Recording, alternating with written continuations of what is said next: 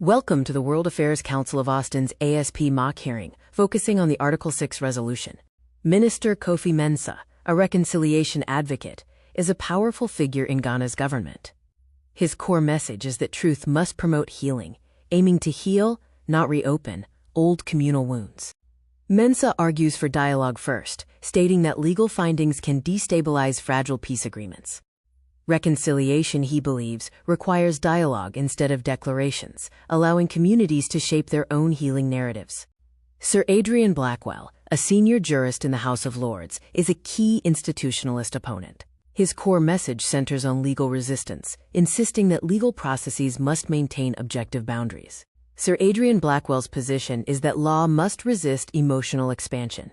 Legal processes, he asserts, should maintain objective boundaries to ensure stability. The law must remain stable against external pressures. Blackwell suggests that posthumous rulings risk politicizing legal findings. The International Criminal Court should not arbitrate history, but maintain its objective boundaries. Elodie Martin, a procedural safeguards expert and senior legal advisor in France, argues that legal standards must not bend. Her core position centers on the rigorous application of law. Martin emphasizes rigorous application to ensure the integrity of legal processes. Legal standards and procedures must not bend easily. Justice Adam Boateng, having presided over mass atrocity cases, warns that justice must not be optional. He supports urgent and effective action, having seen perpetrators escape accountability due to delay. Lucina Aramian is a 41-year-old genocide descendant with a PhD in transitional justice. Residing in Glendale, California, her key statement is, "Time is the last accomplice." Mariam Al-Qasimi, a 33-year-old Yazidi survivor and legal advocate in Erbil, Iraq, focuses on survivor testimony. She believes the world becomes an accomplice if killers escape. Milena Kostic, a 52-year-old Bosnian forensic investigator, is a lead forensic analyst in Sarajevo. She analyzes mass graves for the Balkan War Crimes Institute. Her motto, "Bones do not lie." Rwandan leader Jacob Mwenda focuses on reconciliation efforts as director of the Community Healing Commission. He asserts reconciliation must include truth to avoid yielding to impunity. His work centers on restorative and post-genocide justice. Jacob Mwenda, a Rwandan reconciliation leader, believes truth is needed for reconciliation to avoid surrender. His expertise is in post-genocide and restorative justice. The core conflict lies between reconciliation and law. Reconciliation prioritizes dialogue and healing communal wounds, while legal processes emphasize stability and objective boundaries. The conflict is balancing communal truth and judicial integrity. Dr. Helena Vogel, a historian, analyzes denial as a weapon that delays and defeats essential justice. She stresses the critical political function of denial and the historical consequences of justice delay. Historian Vogel views denial as a powerful weapon that works to delay and defeat essential justice. Her position stresses the historical consequences of delay, focusing on the critical political function of denial.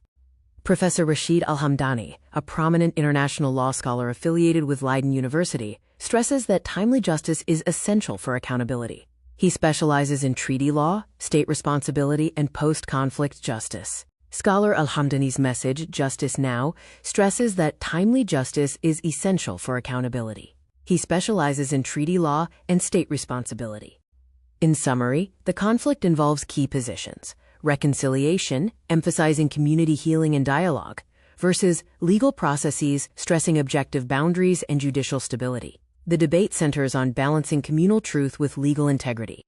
Professor Al-Hamdani, an international law scholar at Leiden University, argues that timely justice is essential for accountability, specializing in treaty law and state responsibility. This immersive 10-day learning experience is structured for intense focus on transitional justice themes. It offers unique perspectives on reconciliation and law, with expert-led sessions providing deep analysis and discussion. Rwandan leader Jacob Mwenda insists that reconciliation must include truth to avoid yielding to impunity, focusing his work on restorative and post-genocide justice. The International Criminal Court was established to ensure global justice. We will learn about the crimes this vital global institution prosecutes and how it functions. The ICC is a vital global institution created to ensure justice. Students will learn which serious crimes it prosecutes and understand its function. On day 1, we study what the ICC is and why it was created. We will learn about the serious crimes it prosecutes and how vital global justice institutions function. The Assembly of States Parties, or ASP, governs the ICC. Functioning as the global justice legislature, this body can solely amend the Rome Statute and ensures the consistent operation of the International Criminal Court. Day 2 focuses on Article 6, the legal definition of genocide. Students will examine the intent to destroy, the protected groups, and the acts that constitute genocide. Students will examine the critical legal definition of genocide, learning about the essential requirement of intent to destroy and the specific protected groups. We will understand the acts that legally constitute genocide. Legal definitions are essential for protecting the truth. Rigorous legal standards safeguard historical memory. Clear definitions enable effective judicial accountability, and precise legal language ensures justice and integrity. Day 5 tackles a core question: should a perpetrator's death erase their guilt?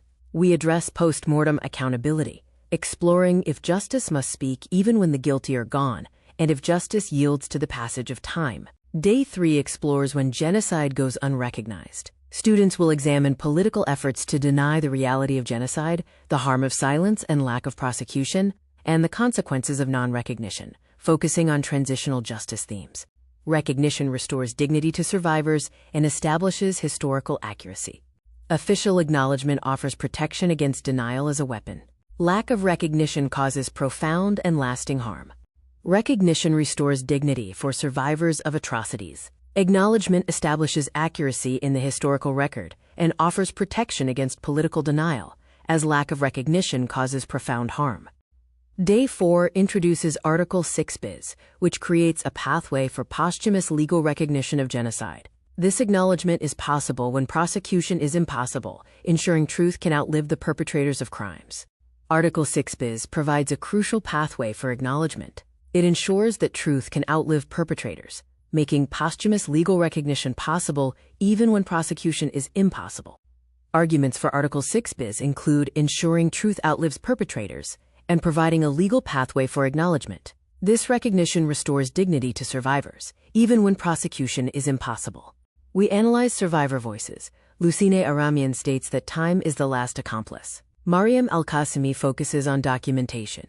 Jacob Mwenda believes reconciliation requires truth. The consensus is that the world becomes an accomplice if killers escape. Students will analyze the various positions of scholars and attorneys. We will examine arguments from Dr. Vogel and Professor Al-Hamdani, alongside the perspectives of Dr. Serrano, Justice Boateng, and Professor Ingrid Sorensen. Day 6 focuses on institutional concerns. We will evaluate Sir Adrian Blackwell's legal stance, analyze Elodie Martin's procedural expertise, and consider Minister Kofi Mensah's reconciliation argument. The discussion centers on institutional and procedural concerns for justice.